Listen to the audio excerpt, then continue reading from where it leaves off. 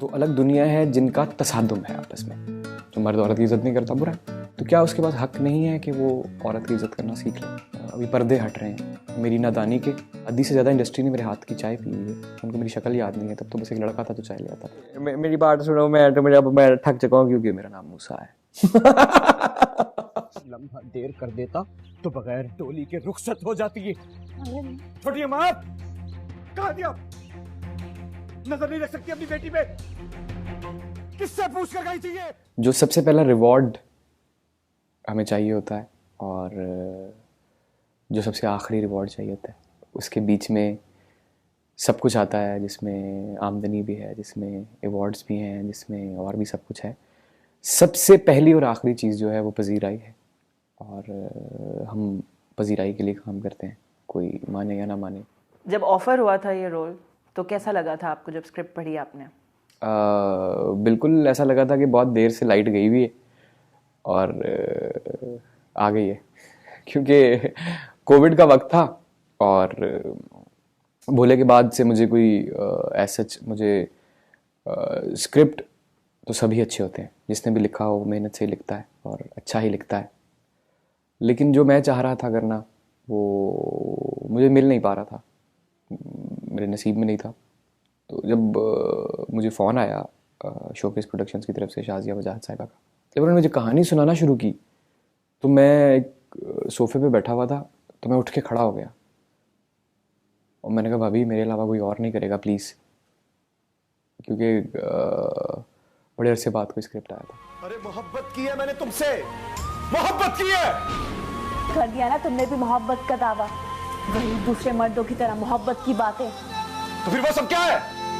वो सब ढोंग था, वो नकाब, वो पारसाई, वो खुद को ढकना, हाथ तक ढांप के रखना जैसे किसी गैर मर्द ने देखा नहीं है तुम्हें। अरे तुम्हारा वो हुलिया देखकर तो तुम्हारी मोहब्बत में दाखिल हुआ था मूसा। सारा के साथ जो मेरा सबसे पहला प्ले था उसमें मेरे 8 सीन थे, जिसमें मैं एक माइनर सपोर्टिंग किरदार निभा रहा था जिसका नाम था गोहरे नायाब।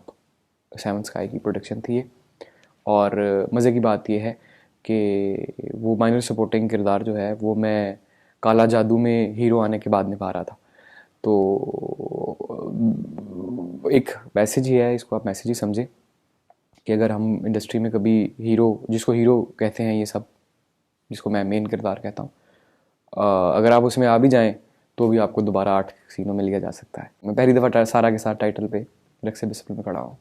आपको लगता है कि टाइटल पर खड़े होकर सारी कॉन्वर्जेशन ही चेंज हो जाती है, भले ही कितने सालों तक आप किसी और जगह खड़े होकर परफॉर्म कर रहे हैं? इस बात का जवाब मुझसे बेहतर आप जानती हैं। सारा और आपकी केमिस्ट्री की, किरदार की बात करें, बहुत अरसे बाद आप साथ काम कर रहे हैं, लोग एंजॉय कर रहे हैं, उसके बारे में बात भी कर रहे हैं। आपको कैसा लगा सारा के साथ इतने साल बाद पेयर अप करके? सारा एक बहुत समझदार लड़की है, सारा के मसाइल नहीं है। सारा के साथ सेट पे होने का मतलब सुकून है कि अब आप सीन करेंगे, अब आपकी जो परेशानी होगी वो सारी की सारी सीन से मुंसलिक होगी कि हम इसको कैसे करेंगे, ये अच्छा कैसे होगा। माफ़ी चाहता हूँ, आपको कोई गलतफहमी हो रही है। मैं कोई ऐसा वैसा लड़का नहीं हूँ, मैंने कभी किसी लड़की को रोककर बात नहीं की है, बल्कि सच कहूँ तो किसी गैर महरम लड़की से ज़िंदगी में बात नहीं की है। ज़ोहरा और मूसा की बात करें तो क्या लगता है कि क्या यूएसपी है इस कपल का? कहानी की सबसे जो एक इम्पॉर्टेंट बात है जो बहुत से लोगों को समझ नहीं आ रही, जो ड्रामे के ऊपर बात करते हैं उनको ही नहीं पता चला कि ड्रामा किस बात पे 5 किस्तें गुजर गई हैं। वो उसी पे सवाल कर रहे हैं अभी कि ये क्यों हो रहा है और ये क्यों हो रहा है, जो कि कोई इतनी बुरी बात नहीं है। मैं उनके लिए आसानी पैदा करता हूँ ये जवाब देके। ये 2 डिफरेंट दुनिया की कहानी है। एक मूसा साहब जो कि एक पीर शरई घराने में पैदा हुए हैं, और एक ज़ोहरा साहिबा जो कि एक ऐसे घराने में पैदा हुई हैं जिसको माशरे में गलत समझा जाता है। तो 2 अलग दुनिया है, 2 अलग दुनिया है जिनका तसादुम है आपस में। इस दुनिया में बदलने का मार्जिन नहीं है। एक मर्द है वो सख्त है, वो नहीं करता औरत की इज्जत, बुरा है। जो मर्द औरत की इज्जत नहीं करता बुरा है, ये तो अंडरस्टूड बात है ना। तो क्या उसके पास हक नहीं है कि वो औरत की इज्जत करना सीख ले?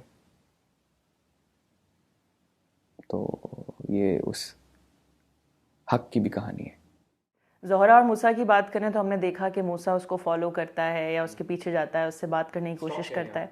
स्टॉक करना, स्ट्रीट हरासमेंट हम जो बात करते हैं, तो वैसे तो बड़ा रोमांटिसाइज किया जाता है ड्रामों में, तो बट रियल लाइफ में अगर हम बात करें तो how do you look at it? पूरी दुनिया का ये एक अलमिया है, गलत है, ये नहीं होना चाहिए। लेकिन कहानी कैसे सुनाएंगे आप कि जो एक हैरेसमेंट ही है वो, अगर आपको वो लगता है कि उसके पीछे जा रहा है। आप देखें वो सीन में मुझे कहता है, उसने कहा मैंने कभी तुम्हारे घर का पता जानने की कोशिश नहीं की, मैंने कभी तुमसे कहा कि मुझे छुप छुप के मिलो, मैंने कभी तुमसे कोई ऐसी ख्वाहिश जाहिर की, मैंने तुमसे सिर्फ ये कहा है मैं ये चाहता हूँ कि मैं अपने घर वालों को इज्जत से तुम्हारे घर रिश्ता लेने के लिए भेजूं। रिश्ता मांगने का हक तो मेरा ख्याल है दुनिया के हर इंसान के पास होता है। इतने सीरियस हम ऑन स्क्रीन देखते हैं कैरेक्टर्स, सेट पे क्या सिचुएशन होती है जब आप शूट कर रहे होते हैं? मैं एक बहुत मजाक करने वाला आदमी हूँ, मुझे ये अभी भी मैं बड़ा कंट्रोल करके बैठा हूँ। आपके साथ एक तो आपका बहुत शुक्रिया कि आप तशरीफ लाई मेरी तरफ। आपकी वो क्या कहते हैं, आपका बहुत शुक्रिया कि आपने मुझे मौका फराहम करने की जो क्या कहते हैं मौका दिया। भोला के किरदार से पहले बहुत सालों तक हमने आपको बहुत मुख्तलिफ किरदारों में देखा, उसके बाद भी बहुत मुख्तलिफ किरदारों में देख रहे हैं, लेकिन भोला को जो पजीराई मिली और उसके बाद जिस तरह कहूँगी कि लोहा मनवाना या फाइनली एक जर्नी को जो है सक्सेस मिली, उससे पहले और उसके बाद आप क्या फ़र्क देखते हैं? मैंने कभी इतना सोचा नहीं था कि ये हो जाएगा मेरे साथ। जब मैंने ये नहीं सोचा था ना कि ये हो जाएगा मेरे साथ, तो फिर ये हो जाएगा तो क्या होगा ये तो बिल्कुल भी नहीं सोचा था। तो जब ये हो गया तो मुझे बड़ी चीज़ें खुल रही हैं मेरी आंखों के सामने। अभी पर्दे हट रहे हैं मेरी नादानी के, और लोगों ने जो मेहनत से अपने सामने लगा रखे हैं। प्रोफेशनल या इंडस्ट्री रिलेटेड स्ट्रगल, लेकिन पर्सनली किस तरह आपकी स्ट्रगल रही बिफोर भोला? देखिए वो मैं अकेला नहीं हूँ, वो तो सबको करनी पड़ती है। मैंने भी देखी है भूख। आधी से ज़्यादा इंडस्ट्री ने मेरे हाथ की चाय पी हुई है, उनको मेरी शक्ल याद नहीं है, तब तो बस एक लड़का था जो चाय ले आता था। ये मेरा गिला नहीं है, ये स्ट्रगल सब करते हैं, मैंने भी की। मैंने भी आटे गूंदे, रोटियां पकाई और भूखा भी रहा।